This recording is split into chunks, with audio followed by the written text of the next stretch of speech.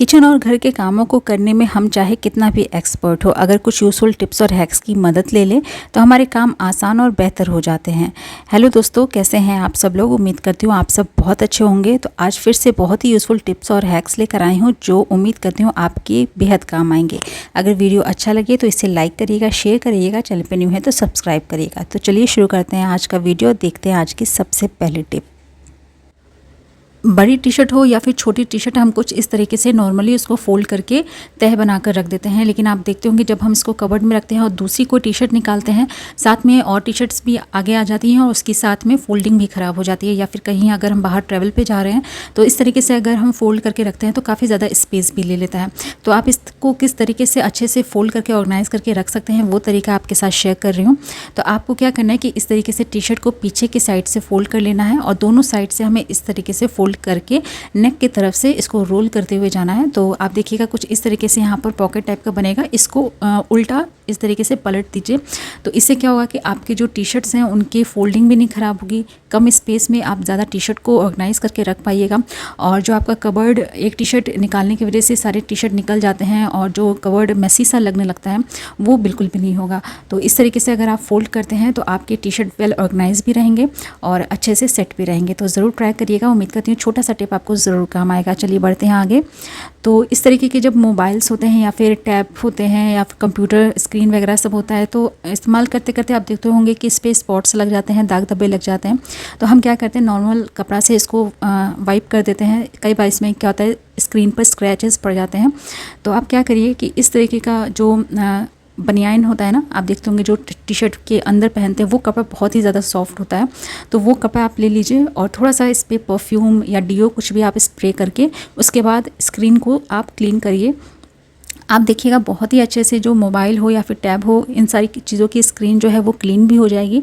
और कपड़ा सॉफ्ट बहुत होता है ये वाला, तो इसके कारण बिल्कुल भी कोई भी स्क्रैच पड़ने का इस पर डर नहीं रहेगा। तो इस तरीके से जब भी आप मोबाइल या किसी चीज़ की स्क्रीन को अगर क्लीन करने वाले हो ना तो इस तरीके से ज़रूर साफ़ करके देखिएगा। आई होप ये छोटा सा आइडिया भी आपको ज़रूर हेल्पफुल लगा होगा। तो ज़रूर ट्राई करके देखिएगा और अच्छा लगा है तो वीडियो प्लीज़ इसको एक लाइक भी करिएगा। चलिए बढ़ते हैं आगे। जब भी हम आलू मार्केट से ले आते हैं एक साथ काफ़ी ज़्यादा, तो आप देखते होंगे धीरे धीरे वो ख़राब भी हो जाते हैं और कई बार होता है कि उसमें अंकुरित हो जाते हैं। आप देखते होंगे इस तरीके से। तो क्योंकि जैसे अगर ज़्यादा हम आलू ले आते हैं और उसको हम अगर खर्चा ना कर पाएँ तो इस तरीके से हमारे आलू ख़राब भी हो जाते हैं। और ये अंकुरित हुए हुए आलू हमें बिल्कुल भी नहीं खाना चाहिए, हमेशा इसको हटा कर ही आप खाइएगा। तो इसको हम कैसे सड़ने से और अंकुरित होने से बचा सकते हैं, आप इसमें थोड़ी सी इस तरीके से लहसुन की कलियाँ आप डाल दीजिए। उसके बाद आप देखिएगा ये जो आलू है काफ़ी लंबे समय तक चलेगा, बिल्कुल भी इसमें अंकुरित नहीं होंगे, आलू जो ख़राब भी नहीं होते हैं। और बहुत ही यूज़फुल टिप है, ज़रूर इसको ट्राई करके देखिएगा। चलिए बढ़ते हैं आगे। जब भी हम संतरे को छीलते हैं तो आप देखते होंगे एक तो हमारे जो थंब फिंगर होता है उसका नेल जो है वो दर्द होने लगता है और साथ में जब हम इसको छीलते हैं तो उसके रेशे जो होते हैं वो बहुत ज़्यादा आ जाते हैं, जिसकी वजह से कई बार बच्चे इसको खाना भी नहीं पसंद करते रहते हैं। तो इसको हम कैसे छील सकते हैं, इसका जो अंदर का पल्प है एक बार में आप कैसे इसको बिना रेशे के निकाल सकते हैं, ये तरीका आपके साथ शेयर कर रही हूँ। तो आपको क्या करना है कि इसको छीलना नहीं है, आप बीचों बीच इस तरीके से नाइफ से इसको कट कर लीजिए और कट करने के बाद ये 2 पीस में हाफ हाफ इस तरीके से हो जाएगा। उसके बाद आप 1 पीस लीजिए, उसके बाद पीछे से आप थंब से इस तरीके से उसको आगे की तरफ पुश करिए। तो पुश करने पर आप देखिएगा कि इसके जितने भी पल्प हैं वो आगे निकल आएंगे, जिसके बाद आप इजीली उसको निकाल पाइएगा बिना रेशे के। ये इस तरीके से पल्प निकल आते हैं और इसके बाद आप जब इसको बच्चों को दीजिएगा तो आराम से खा भी लेंगे। और आप चाहे तो इसका अगर जूस निकालना चाहे तो जूस भी आप इजीली निकाल सकते हैं। तो इस तरीके से जब भी आपको संतरे को छीलना हो ना तो इस ट्रिक से ज़रूर छील के देखिएगा, बहुत काम आएगा आपको।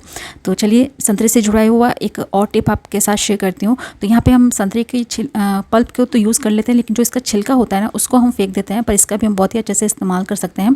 तो आपको क्या करना है कि इसके छोटे छोटे टुकड़े इस तरीके से कट कर लेने हैं। संतरों के छिलकों के साथ साथ अगर आपके पास नींबू है तो आप उसकी भी छिलके ले सकते हैं, जैसे यूज़ किया हुआ छिलका रहता है तो वो भी आप ले सकते हैं। उसके बाद एक बर्तन में 1 गिलास के करीब पानी आप डाल लीजिए और उसमें इन सारे कटे हुए छिलकों को रख कर और 2-3 तेज पत्ता भी ऐड करके इसको अच्छे से बॉईल कर लीजिए जब तक इस पानी का कलर चेंज ना हो जाए।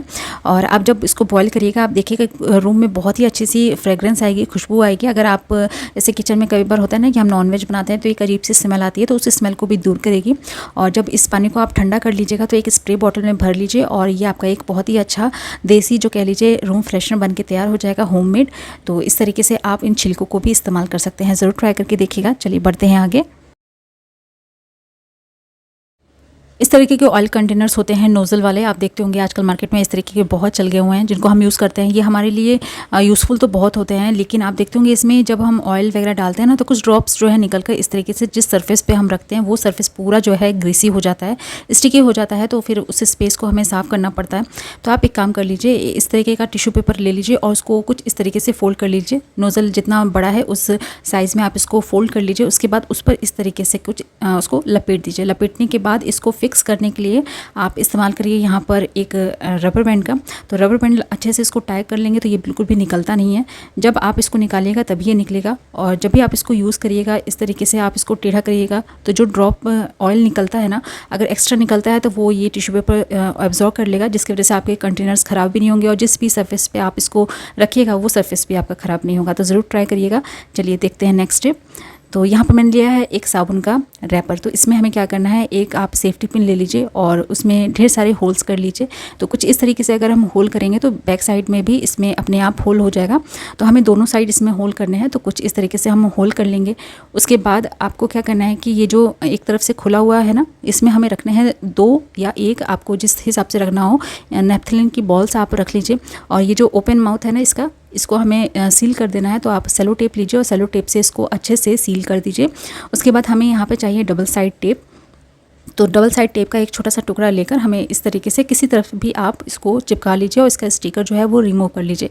उसके बाद इसको हम यूज़ करने वाले हैं अपने बाथरूम एरिया में, या फिर जहाँ पर भी आपको लगता है कि स्मेल आ रही है वहाँ पर आप इसको इस तरीके से चिपका लीजिए। थोड़ा सा ऊपर चिपकाइएगा जिससे बच्चों के पहुँच से बाहर रहे।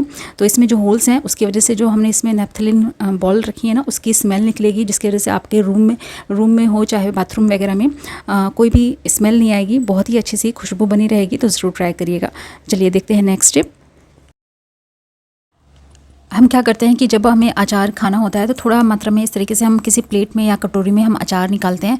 अचार के साथ साथ इसका काफ़ी सारा जो ऑयल है वो भी इस बर्तन में आ जाता है, जिसके बाद जब हम इसको साफ़ करते हैं ना तो हमारा जो स्क्रबर है वो तो ग्रीसी हो ही जाता है। साथ में इसको साफ़ करने के लिए हमें काफ़ी ज़्यादा जो है सोप, अगर आप यूज़ करते हैं तो सोप या फिर सर्फ वगैरह जो होता है वो काफ़ी ज़्यादा लगता है, जिससे इसकी जो ग्रीस है वो हट पाए। तो उसके लिए एक छोटी सी टिप आपके साथ शेयर कर रही हूँ, उम्मीद करती हूँ आपको ज़रूर पसंद आएगी। तो जब भी आप इस तरीके के ऑयल वाले बर्तन आप साफ़ कर रहे हो ना, ज़रूरी नहीं जैसे मैंने यहाँ पे तेल अचार के तेल वाला लिया है, अगर आप इसे घी वगैरह वाले जो बर्तन है वो साफ़ कर रहे हैं तो इसको डायरेक्ट आप स्क्रबर से नहीं साफ़ करिए। आप एक न्यूज़पेपर थोड़ा सा ले लीजिए, उससे पहले इसका जितना भी एक्स्ट्रा ऑयल है ना वो इस तरीके से वाइप कर लीजिए। उसके बाद आप जब स्क्रबर से इसको साफ़ करिएगा ना, एक तो आपका ज़्यादा जो है साबुन लगने वाला नहीं है और बहुत जल्दी ये साफ़ भी हो जाएगा। तो ये छोटी सी टिप है, लेकिन उम्मीद करती हूँ आपको ज़रूर पसंद आई होगी और ज़रूर इसको ट्राई करके देखिएगा। तो दोस्तों ये थे कुछ छोटे छोटे यूज़फुल टिप्स एंड ट्रिक्स जो आपकी डेली लाइफ में आपको ज़रूर काम आएंगे।